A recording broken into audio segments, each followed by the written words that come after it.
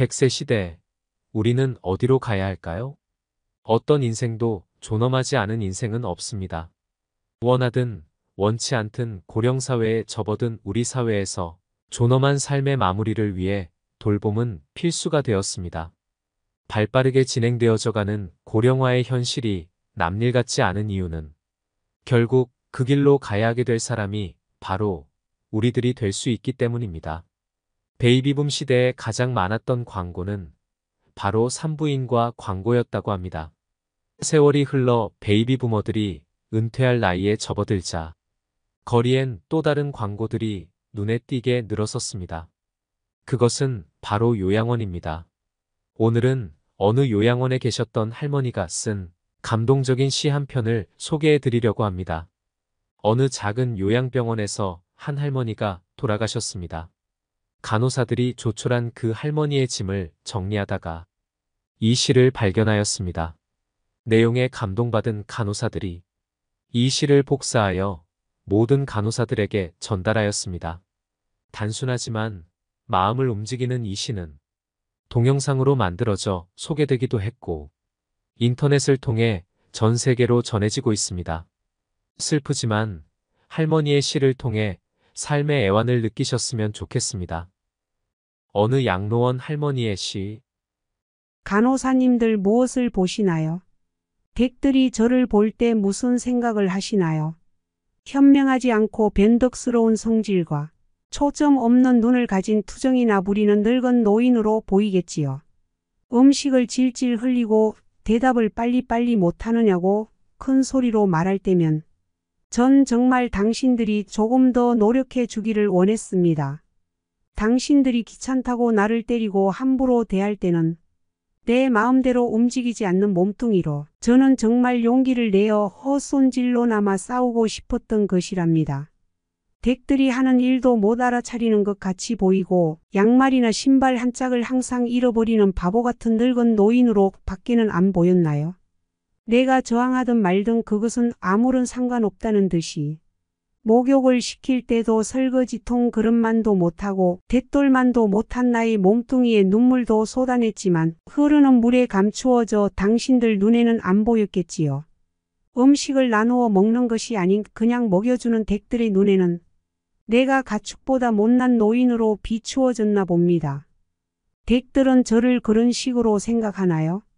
당신들은 저를 정말 그런 식으로 보는 건가요? 제 팔에 든 수많은 멍자국들이 당신들 눈에는 망가진 보라색 도라지 꽃들로 보이던가요? 간호사님들, 그렇다면 이제 눈을 뜨고 그런 식으로 저를 보지 말아주세요. 이 자리에 꼼짝하지 않고 앉아서 나의 의지는 상실되어 댁들이 지시한 대로 행동하고 댁들의 의지대로 먹고 온몸에 멍이 들어도 아픔을 삭혀야 했던 제가 누구인지 말하겠습니다.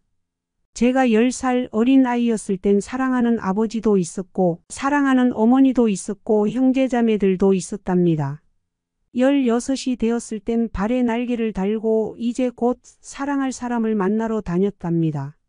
20살 땐 평생의 사랑을 지키기로 약속하여 결혼하였고 나의 가슴은 고동쳤답니다. 25살이 되었을 땐 귀여운 어린 자녀들이 생겨났답니다. 당신들도 그런 어린 시절이 있었겠지요. 서로를 안아주고 감싸주는 행복한 가정이었답니다. 40살이 되었을 땐 어리기만 했던 아들, 딸들이 성장해서 집을 떠나게 되었지만 남편은 제 곁에 있어 슬프지 않았답니다. 50살이 되었을 땐 제 자식들은 직장에서 일을 하고 손주를 제 무릎에 안겨주었습니다. 그때 비로소 인생의 맛을 알게 되었답니다. 마침내 어두운 날들이 찾아와 내 옆에 있던 이가 먼저 하늘로 떠나게 되면서 앞으로의 삶을 생각해보니 두려운 마음에 몸이 오싹해졌답니다. 자녀들이 모두 자기의 자식을 키우고 있는 그 모습을 보고 난 내가 알고 있던 지난 날들과 내가 주고받았던 사랑을 한번 떠올려 봤답니다.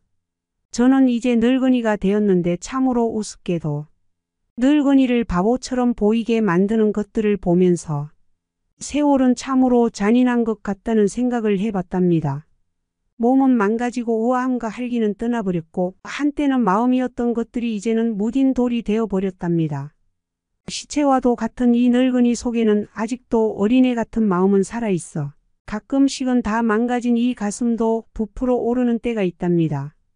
좋아하는 사람이 생겨 젊은 시절처럼 사랑도 하고 싶다는 꿈도 꾸어본답니다. 즐거웠던 일들을 기억해보고 고통스럽던 일들도 떠올려보면서 저는 지금 다시 한번 용기를 내어 삶을 사랑하며 살아가려 합니다.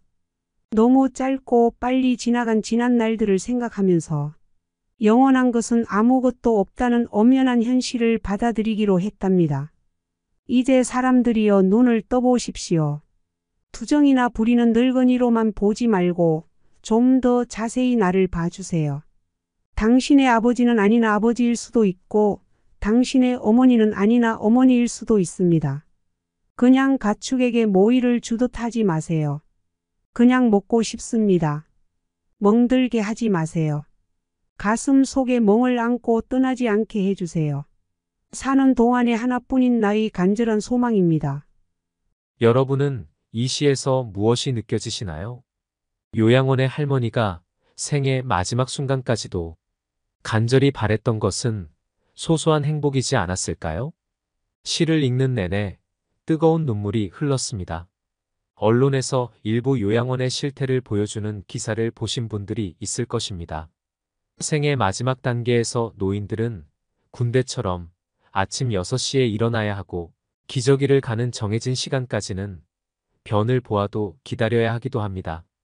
극단적인 경우이겠지만 일주일에 하루 정해진 시간에만 목욕할 수 있기에 온몸에 대변을 발라도 정해진 날까지 기다려야 하기도 합니다. 누구나 무병장수를 원하지만 모두에게 허락되는 것은 아닙니다. 때문에 간병하는 가족의 부담은 점점 늘어가는 게 우리나라의 현실입니다. 많은 분들이 요양원은 단순히 어르신의 식사나 기타 신체 활동을 보조하는 곳쯤으로 생각하십니다.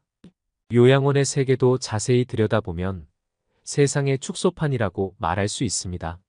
실제 아직까지 국내 다수의 요양원은 고령화에 대한 대처가 다른 선진국에 비해 미흡하여 만족스럽지 못한 서비스를 제공하기도 합니다. 하지만 나이가 들었다고 해서 삶의 공간과 질이 낙후되어도 되는 것은 아닙니다. 오히려 어르신들의 신체적 특징에 맞춰 설계되고 건축된 공간에서 편안한 황혼의 삶을 제공해 드려야 하는 것이 앞으로 지향해야 할 국내 요양원의 모습일 것입니다. 이렇듯 요양원이 이상적인 돌봄과는 괴리가 크지만 그렇다고 꼭 집이 더 나은 것은 아닙니다. 돌보는 이나 거주지의 상황이 열악하다면 부족하나마 시설이 오히려 나을 수도 있습니다. 보통 집에 있는 가족들이 어르신을 보살피다가 더 이상 보살필 수 없는 상황이 되어서야 눈물을 머금고 요양원으로 보내는 경우가 대부분입니다. 그래도 일반적으로 노인들에게 편안하고 익숙한 곳은 집입니다. 노인들은 개인 사생활이 제한되는 단체 생활을 힘들어합니다. 필요한 돌봄과 의학적 처치가 충분히 가능하다면 집이 더 좋다는 데에는 이견의 여지가 별로 없습니다. 생의 마지막을 보내면서 기적 같은 하루하루를 살아가는 어르신들, 그 어르신들의 기적을 마주하면서 함께 아름다운 마무리를 위해 애쓰는 보호자들, 그럼에도 아직 사회적 개선이 안 되는 현실이 참 암담하고 씁쓸합니다. 우리 사회에서 요양보호는 새로운 키워드가 되었습니다. 제2의 직업으로 요양보호사를 준비하는 사람도 늘었습니다. 그러나 요양시설과 피요양인, 그의 자식들, 그리고 요양보호사에 대한 사회적 인식은 제자리 걸음을 하고 있습니다. 현대판 고려장이라는 인식 말입니다. 사회가 고도화될수록 요양보호의 확대는 불가피한 면이 있습니다. 분명 열악한 환경에서도 어르신들의 기적 같은 하루하루를 위해 지금도 고군분투하고 있는 요양보호사분들도 많을 거라고 생각됩니다. 더불어 열악한 요양보호사의 처우 또한 사회적으로 해결되어야 하는 문제점입니다. 이러한 요양보호의 복합적인 문제를 사회 밖으로 밀어내기보다 오히려 더 섬세하게 껴안아야 한다고 생각합니다. 현대 노인의 4가지 고통을 질병, 고통, 빈곤, 무위로 정의하고 아프신 어르신들을 위한 서비스에서 나아가 건강한 어르신들을 위한 사회적인 구조를 형성하는 것이 중요하다고 생각합니다. 그렇다면 노후를 잘 살아가기 위한 방법에는 어떤 것들이 있을까요?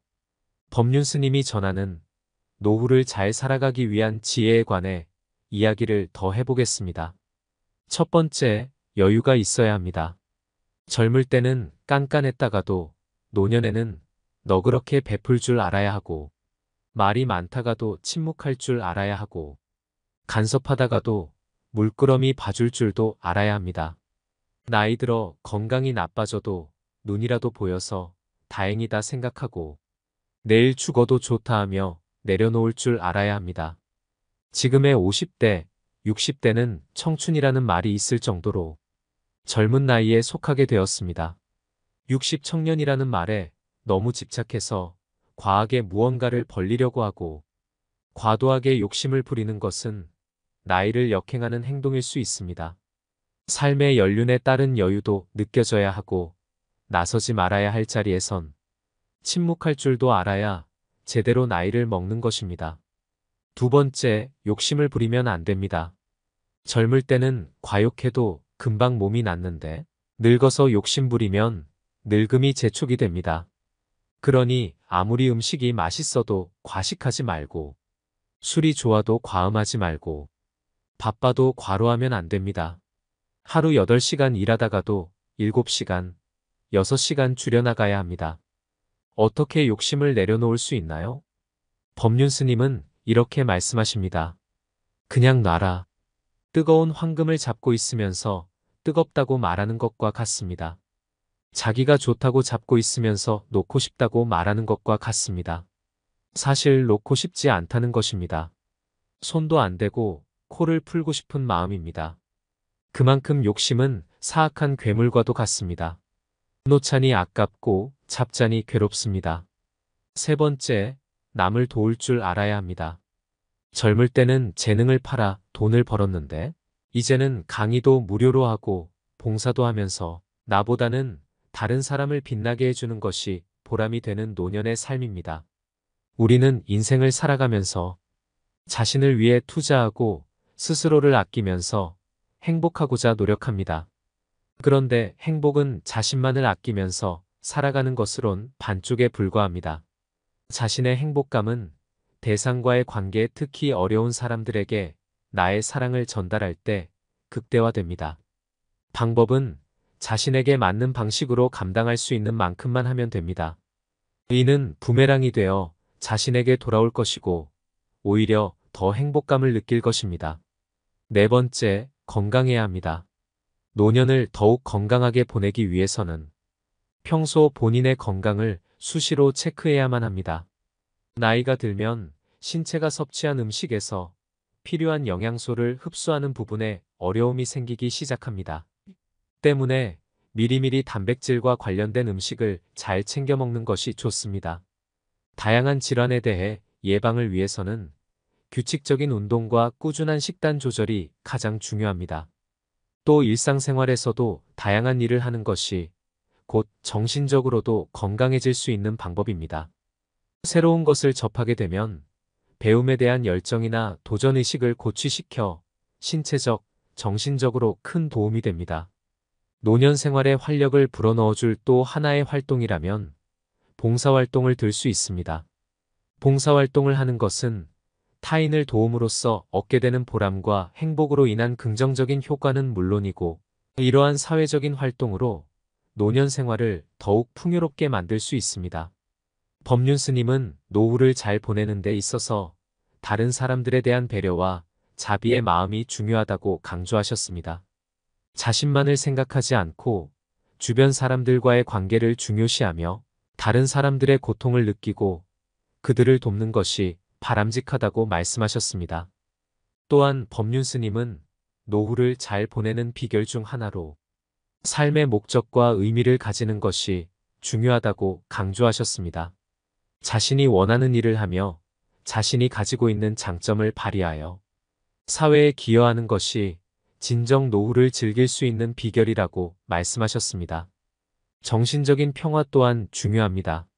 명상이나 철학적인 고찰 등을 통해 내면의 평화와 안정을 찾는 것이 노후를 즐길 수 있는 방법 중 하나라고 하셨습니다. 마지막으로 죽음은 아직도 멀게만 느껴지고 인생은 여전히 어렵습니다. 하지만 인생이란 별것 없다는 생각으로 주어진 인생 안에서 어떠한 마음을 가져야 하는지가 중요합니다. 작은 것에 감사할 줄 알고 지금을 소중히 여기는 것. 모두가 알지만 가장 실천하기 어려운 방법입니다. 감사는 현재 가지고 있는 것에 충분히, 아니 더 많은 것을 느끼게 합니다. 부정을 수용으로 바꾸고 혼돈을 질서로, 혼란을 명쾌함으로 돌려 세웁니다. 한 끼 식사를 풍족한 잔치로, 평범한 집을 오순도순 정이 흐르는 가정으로, 나그네를 친구로 바꿔줍니다. 감사함은 사람의 충만함을 해방시켜줍니다. 더불어 감사하는 마음은 과거에 뿌리를 두고 오늘 나에게 평화를 가져다 주며 멋진 내일을 열어줍니다. 법륜 스님의 지혜의 말씀을 마음속에 새기며 행복한 노후를 보내기 위해 어떻게 해야 될지 생각해보는 하루를 보내셨으면 좋겠습니다. 오늘도 노후의 지혜와 함께 해주셔서 감사드립니다. 황금빛으로 무르익어가는 여러분의 지혜로운 인생을 언제나 응원합니다. 평생을 키워주신 부모님의 노쇠함을 살갗으로 느끼며 이제는 노령연금 받을 나이가 훌쩍 넘은 아버지, 완연히 70대 중반으로 접어든 어머니의 딸로서 노후 생활이 더 이상 먼 얘기가 아니게 되었습니다.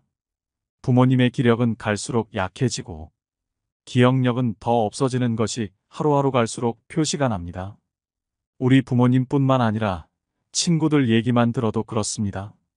세월의 언덕에서 황혼의 삶을 이어가는 부모들은 주문을 외우듯 혼잣말을 한다고 합니다. 살아있어 미안하다. 놀고 있어 미안하다. 내가 빨리 죽어야 되는데. 부모들은 자식들에게 오히려 짐이 될까 노심초사하지만 부모의 노후 생활에 대해 진지하게 고민하고 걱정하는 자식들은 드뭅니다. 100세 시대라고 하지만 건강 수명은 그다지 늘지 않아 알고 보면 참으로 가슴 아픈 인생입니다. 요즘은 60 청춘이라는 말도 있지만 젊을 때부터 자식 뒷바라지 하느라 고생만 하다 늙으신 부모들은 환갑을 넘기는 순간 체력이 급격하게 저하됩니다. 평생 일만 하다 평안한 노후를 보낼 때쯤엔 이미 늙고 병들어 안 아픈 곳이 없고 병원을 내 집처럼 드나들어야 합니다. 결국 기대 수명이 높아지면서 부모 간병이 새로운 부담이 되고 있습니다.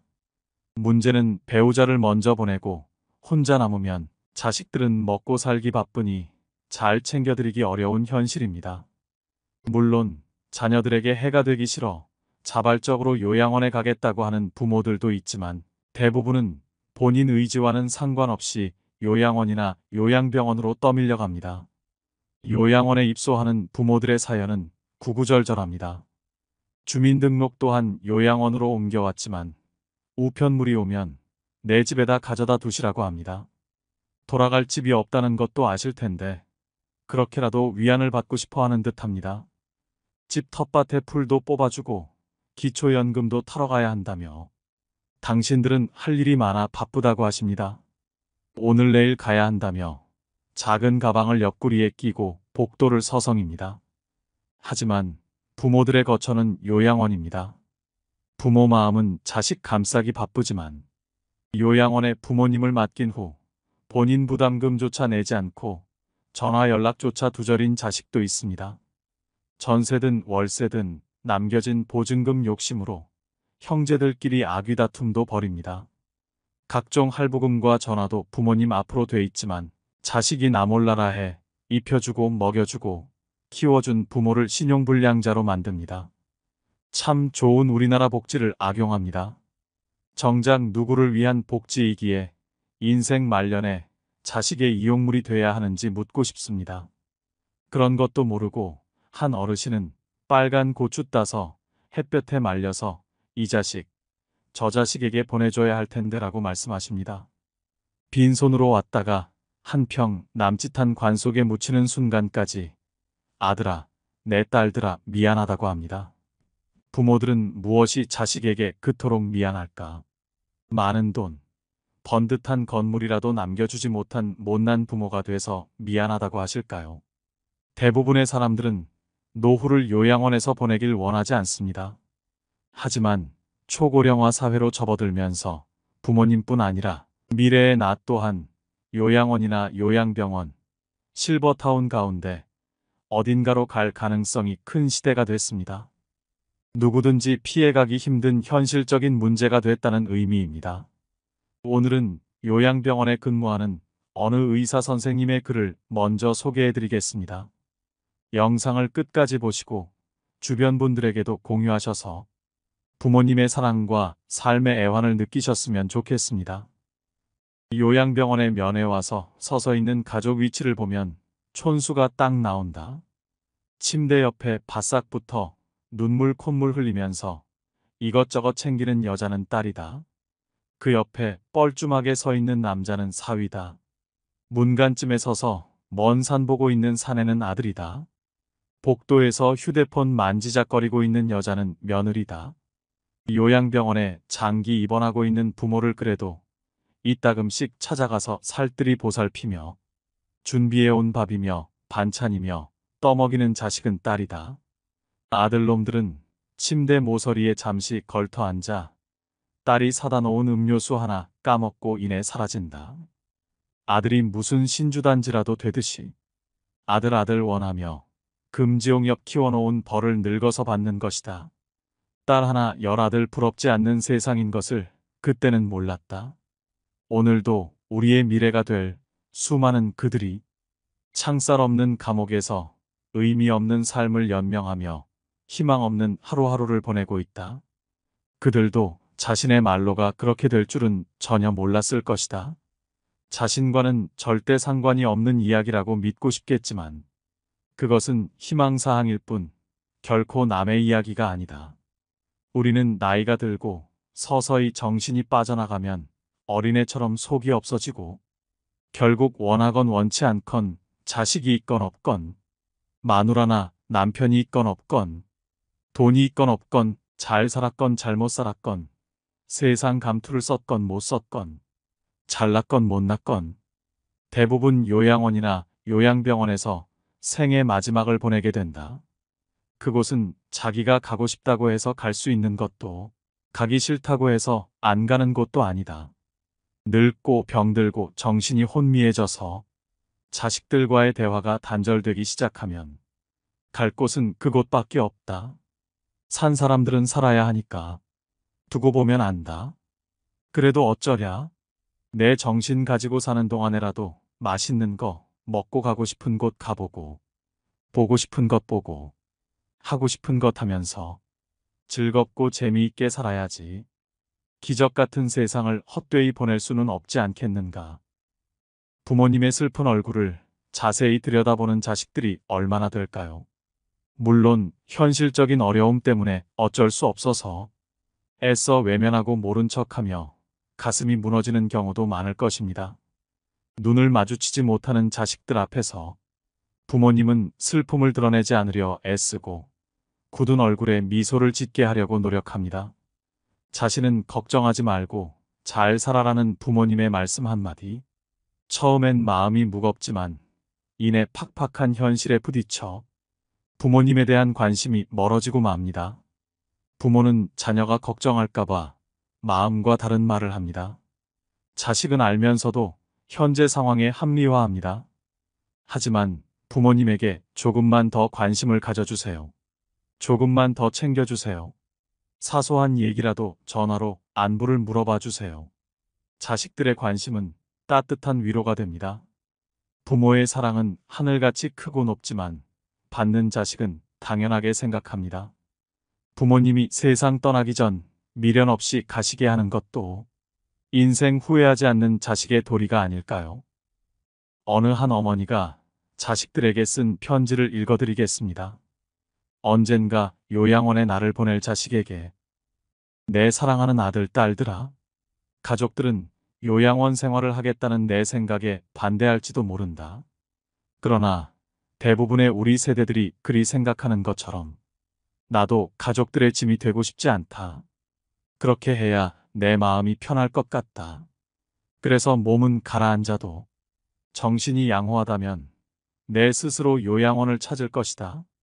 하지만 알츠하이머병 등으로 그런 판단조차 할 수 없는 때가 온다면 그때 나를 요양원으로 보내라고 이 글을 통해 부탁하련다. 얘들아, 나의 뇌가 나와 너희들을 내 기억에서 밀어냈을 때 나를 요양원으로 보내다오. 우리 엄마는 그림 그리기를 좋아하니 펜과 종이를 늘 마련해 주세요. 낙지는 못 드세요. 등등. 내가 좋아하는 것과 싫어하는 것을 그곳 사람들에게 미리 알려주렴. 간간히 내게 찾아와서 너희를 보게 해다오. 낯선 사람 보듯 누구세요? 하더라도 내 마음속 깊은 어딘가에서 너희를 알아보고 기뻐할지 몰라. 행복했던 시절 이야기를 들려주거나 사진을 보여주렴. 비록 내가 먼 곳으로 눈을 돌린다 해도 내 영혼 어딘가에서 알아보고 즐거워할지 누가 아니. 언젠가 우리가 늙어 약하고 지저분해지거든. 인내를 가지고 우리를 이해해다오. 늙어서 우리가 음식을 흘리면서 먹거나 옷을 더럽히고 옷도 잘 입지 못하게 되면 네가 어렸을 적 우리가 먹이고 입혔던 그 시간들을 떠올리면서 미안하지만 우리의 모습을 조금만 참고 받아다오. 늙어서 우리가 말을 할 때 했던 말을 하고 또 하더라도 말하는 중간에 못하게 하지 말고 끝까지 들어주면 좋겠다. 네가 어렸을 때 좋아하고 듣고 싶어 했던 이야기를 네가 잠이 들 때까지 셀 수 없이 되풀이하면서 들려주지 않았니? 혹시 우리가 새로 나온 기술을 모르고 점점 기억력이 약해진 우리가 무언가를 자주 잊어버리거나 말이 막혀 대화가 잘 안 될 때면 기억하는데 필요한 시간을 좀 내어주지 않겠니? 그래도 혹시 우리가 기억을 못 해내더라도 너무 염려하지는 말아다오. 왜냐하면 그때 우리에게 가장 소중한 것은 너와의 대화가 아니라 우리가 너와 함께 있다는 것이고 우리의 말을 들어주는 네가 있다는 것이 중요하기 때문이란다. 다리가 힘이 없고 쇠약하여 우리가 잘 걷지 못하게 되거든. 지팡이를 짚지 않고도 걷는 것이 위험하지 않게 도와줄 수 있니? 네가 뒤뚱거리며 처음 걸음마를 배울 때 우리가 너에게 한 것처럼 네 손을 우리에게 빌려다오. 비록 우리가 너를 키우면서 많은 실수를 했어도 우리는 부모로서 줄 수 있는 가장 좋은 것들과 부모로서 보여줄 수 있는 가장 좋은 삶을 너에게 보여주려고 최선을 다했다는 것을 언젠가는 너도 깨닫게 될 것이다. 사랑한다. 내 사랑하는 아들, 딸들아. 네가 어디에 있든지 무엇을 하든지 너를 사랑하고 너의 모든 것을 사랑한단다. 여러분은 할머니의 글을 읽고 어떤 생각이 드셨나요? 놀랍게도 치매 환자들이 자신을 잃어가는 와중에 본능적으로 지키려고 하는 것이 있다고 합니다. 바로 마음입니다. 오랜 시간 함께 해온 자식을 향한 애틋한 마음. 자신의 이름도 기억하지 못하지만 출산한 딸에게는 미역국을 끓여서 먹이고 싶은 엄마의 마음처럼 기억은 사라졌어도 사랑하고 걱정하는 마음은 그대로 남는다고 합니다.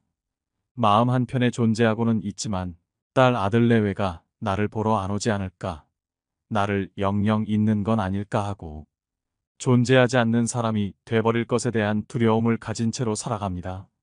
실제로 요양원에 들어오는 순간 바깥 세상과 단절된다고 합니다. 자주 오겠다는 자식들은 연락조차 없고 하루 종일 창문만 바라보며 자식들만 기다립니다. 요양원에 근무하는 친구의 말로는 애타게 기다리는 어르신들 자녀에게 간호사들이 부모님들이 많이 찾으신다고 전화라도 하면 부모가 죽으면 연락하라는 말만 남기는 사람도 있다고 합니다. 또 어르신들은 약한 치아 때문에 떡이나 포도 같은 과일은 질식사의 위험이 있어 자녀분들에게 간식류를 극히 제한한다고 합니다. 그럼에도 불구하고 우리 부모님은 그런 거 상관없이 잘 드신다며 제안한 간식을 기어코 보낸다고도 합니다. 그 이야기를 들으면서도 이게 정말인가 하고 제 귀를 의심했습니다. 조금 더 부모를 들여다보고 조금만 눈을 돌려서 인간다운 모습을 잃어가는 와중에도 부단히 살아내기 위해 노력하는 부모들이 있음을 알아줘야 합니다. 다음 소개해드릴 글은 우리의 아버지에 대한 애환이 담긴 글입니다. 아버지는 울 장소가 없어 슬픈 사람입니다. 아버지란 누구인가? 아버지란 기분이 좋을 때 헛기침을 하고 겁날 때 너털 웃음을 웃는 사람이다. 아버지란 자기가 기대한 만큼 아들, 딸의 학교 성적이 좋지 않을 때 괜찮아, 괜찮아 하면서도 속으로는 몹시 화가 나는 사람이다. 아버지의 마음은 먹지를 한 유리로 되어 있다. 그래서 잘 깨지기도 하면서 속은 잘 보이지 않는다. 아버지란 울 장소가 없어서 슬픈 사람이다. 아버지가 아침 식탁에서 급하게 일어나서 가는 곳은 즐거운 일만 기다리고 있는 것은 아니다. 아버지는 머리가 3개 달린 용과 싸우러 나간다. 그것은 피로와 일과 직장 상사에게 받는 스트레스다. 아버지란 내가 아버지 노릇을 하고 있나? 내가 정말 아버지다운가? 하는 자책을 매일 하는 사람이다. 아버지란 자식을 결혼시킬 때 한없이 울면서도 얼굴에는 웃음을 나타내는 사람이다. 아들, 딸이 밤늦게 돌아올 때에는 어머니는 10번 걱정하는 말을 하지만 아버지는 10번 현관문을 쳐다본다. 아버지의 최고 자랑은 자식들이 남들에게 칭찬받을 때이다. 아버지가 가장 꺼림칙한 속담이 있다. 그것은 가장 좋은 교훈은 선수 모범을 보이는 것이다라는 속담. 아버지는 늘 자식들한테 그럴듯한 교훈을 하면서도 정작 자신이 모범을 보이지 못하기 때문에 이 점에 있어서 미안하게 생각도 하고 남모르는 콤플렉스도 가지고 있다. 아버지는 이중적인 태도를 곧잘 취한다.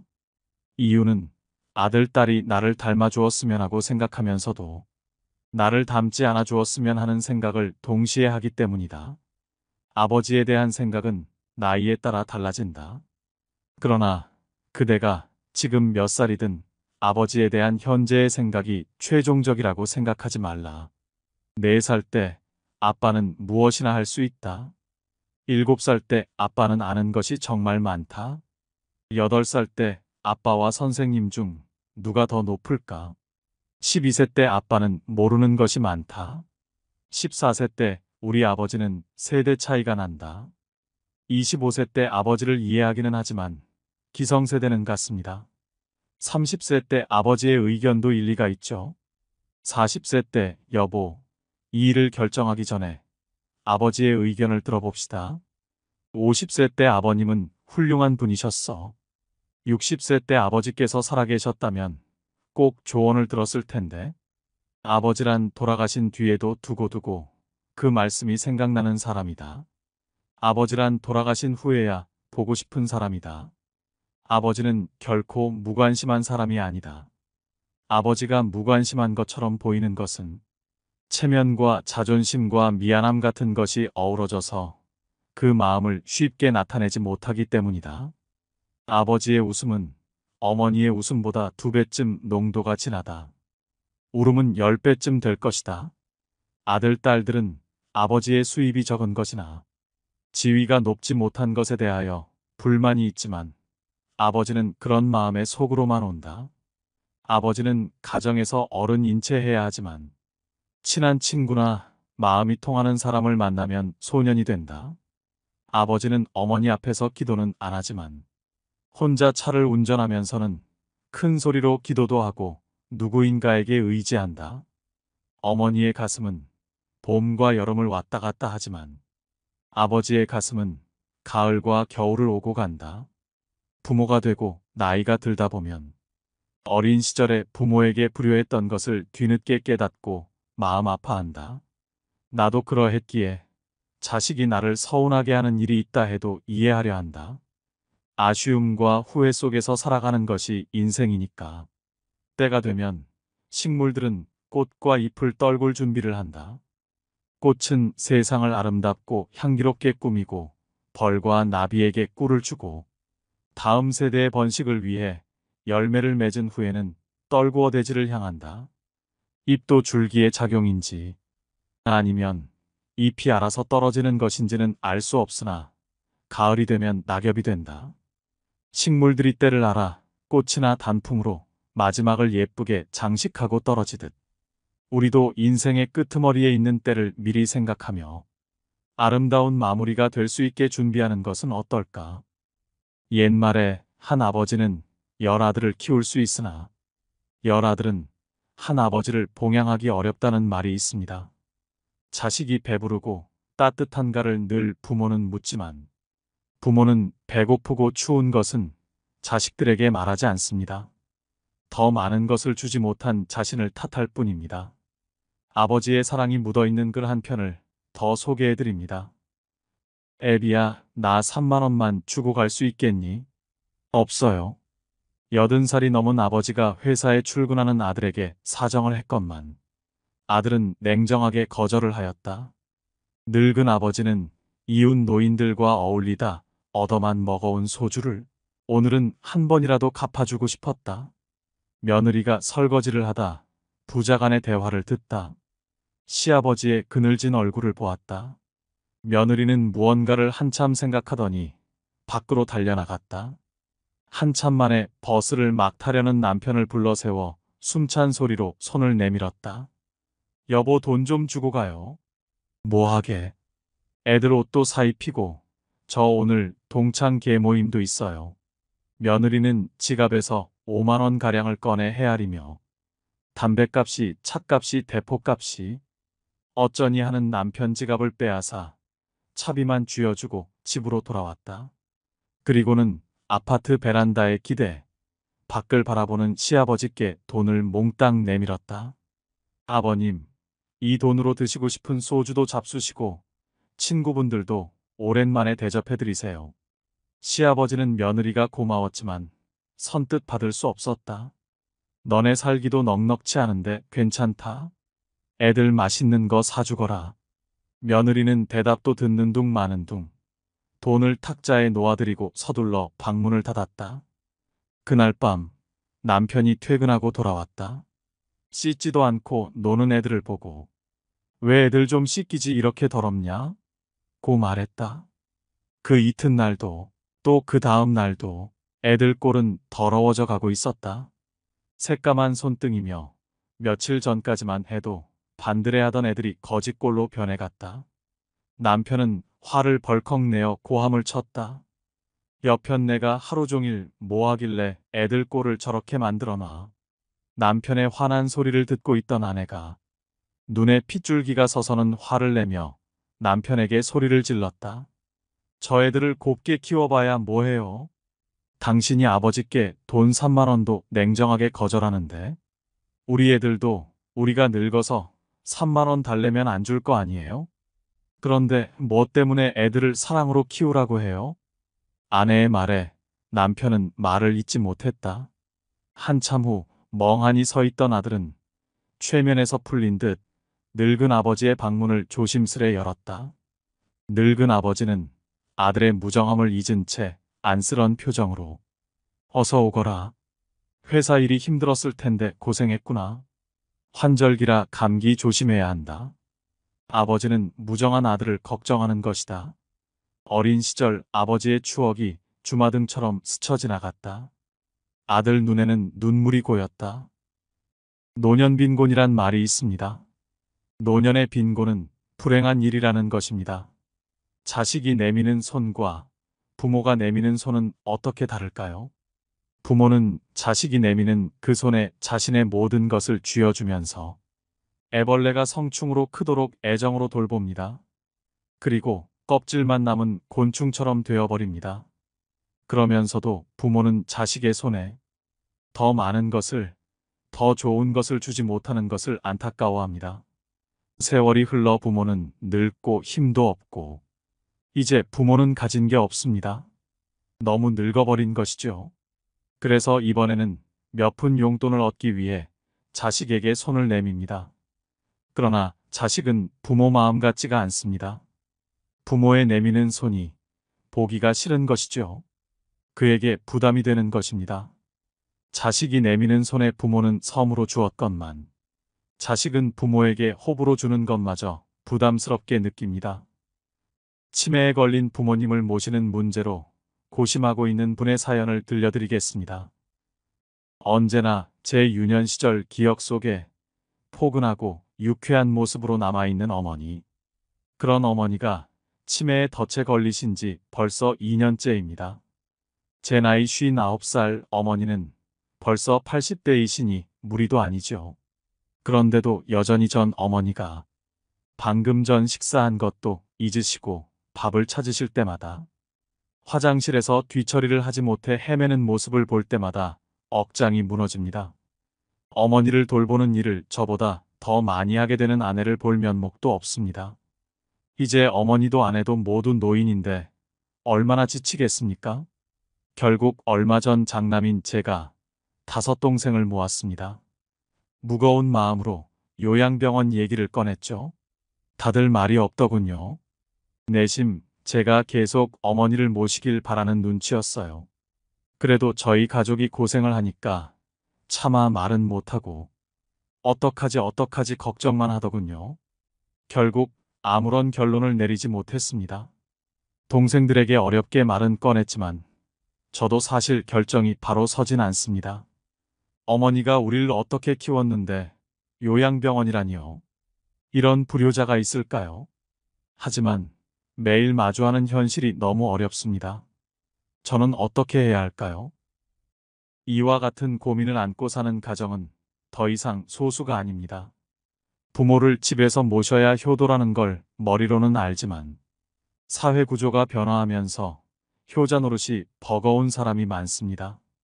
과거처럼 어르신 부양을 가족이 도맡는 것만이 진짜 효도일까요?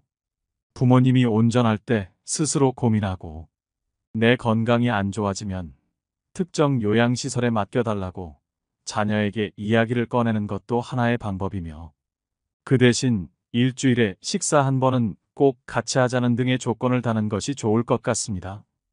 부모님 부양 방식에 대한 결정을 내리기까지 가족 내 눈치 싸움도 적지 않은 만큼 분란을 줄이기 위해 이견을 조율할 조정자를 결정할 필요도 있습니다. 상황이 나빠지기 전에 가족이 미리 협의하고 필요하다면 주 보호자를 정해 그 사람에게 결정의 정권을 맡기는 것도 좋은 방법입니다. 어쩔 수 없이 요양원이나 요양병원에 장기 입원하고 있는 부모님은 가족에 대한 그리움과 고독이 가득하실 것입니다. 마지막으로 자주 찾아가서 살뜰히 보살피고 부모님과 소통하는 삶의 지혜를 느끼시는데 도움이 되는 좋은 글을 소개해 드리겠습니다. 몇 년 전 일이다. 나와 같은 병실에 80세가 넘으신 할아버지가 계셨다. 할아버지의 병은 깊었다. 할머니는 성경을 읽으며 지극정성으로 할아버지 곁을 지켰다. 아침 저녁으로 할아버지 가족들이 병실을 다녀갔다. 네 아버지 이번엔 못 일어나신다. 이젠 화장실 걸음도 못 하신다. 조금 전에도 의사가 호스로 오줌 빼주고 갔다. 할머니는 눈물을 글썽이며 아들에게 말했다. 아들은 아무 말이 없었다. 그날 저녁 할아버지 막내딸이 병실로 찾아왔다. 지방에서 올라온 막내딸은 할아버지 손을 잡고 한참을 울었다. 할아버지는 말이 없었다. 막내딸은 3일 동안 할머니와 함께 병실에서 잠을 잤다. 아빠, 나 이제 가봐야 하거든. 아빠하고 같이 있고 싶은데 그럴 수가 없어. 김서방 출근도 시켜야 하고 아이들 학교도 보내야 해. 그녀는 울먹이며 늙으신 아버지 가슴에 얼굴을 묻었다. 아빠 옛날 일 기억나? 아빠하고 나하고 매일 들길을 걸어서 학교 갔었잖아. 여름 장마 때면 아이들은 잔뜩 부른 개울물 앞에서 늘 아빠를 기다렸어. 감자처럼 작은 아이들을 한 명씩 가슴에 안아 개울물을 건너주었지. 아빠는 사랑이 많은 선생님이었으니까 아빠가 학교에서 숙직하던 날 기억나지? 엄마가 싸준 도시락을 들고 내가 눈밭을 걸어서 아빠에게 갔던 날. 내 발바닥 꽁꽁 얼었다고 아빠가 따뜻한 품 안으로 내 발을 집어넣었잖아. 얼마나 차가웠을까. 막내딸은 울음을 삼키며 할아버지 가슴에 다시 얼굴을 묻었다. 딸의 울음소리에도 할아버지는 말이 없었다. 아빠, 나 이제 가야 돼. 꼭 다시 일어나야 돼. 아빠, 꼭. 옆자리에 서 있던 할머니가 막내딸의 손을 끌었다. 어여 가거라, 어여. 네 아버지 다 알아들으셨을 게다. 할머니는 막내딸을 데리고 병실 밖으로 나갔다. 잠시 후 할머니는 눈물을 닦으며 병실 안으로 들어왔다. 조금 전에 나간 아이가 우리 막내딸이라오. 아버지 사랑을 많이 받고 자랐지요. 응석바지로 자라 지금도 아빠 아빠 하잖아요. 이제 지 아버지 눈이나 감으면 와야지. 뭐 아버지를 끔찍히 좋아했는데 아버지 얼굴을 마지막 본다고 생각하니 얼마나 슬펐을까. 바로 그때 할아버지 목소리가 들려왔다. 임자, 임자. 할아버지는 가쁜 숨을 몰아쉬며 일으켜달라고 했다. 할머니와 나의 부축을 받으며 할아버지는 한 걸음 한 걸음 창가 쪽으로 걸어갔다. 할아버지는 힘겨운 숨을 거르며 창밖을 살폈다. 창문 밖 멀지 않는 곳에 정문 쪽으로 걸어가는 막내딸의 뒷모습이 보였다. 할아버지는 오른팔을 들었다. 딸의 뒷모습을 어루만지듯 할아버지는 유리창을 쓰다듬었다. 딸을 향해 마지막 인사를 하는 할아버지의 눈가로 눈물이 가만가만 흘러내렸다. 오늘의 영상 어떠셨나요? 요양원, 요양병원에 계신 부모님께 안부전화 한 통화 드릴 수 있는 하루가 되었으면 좋겠습니다. 오늘도 노후의 지혜와 함께 해주셔서 감사드립니다. 황금빛으로 무르익어가는 여러분의 지혜로운 인생을 언제나 응원합니다.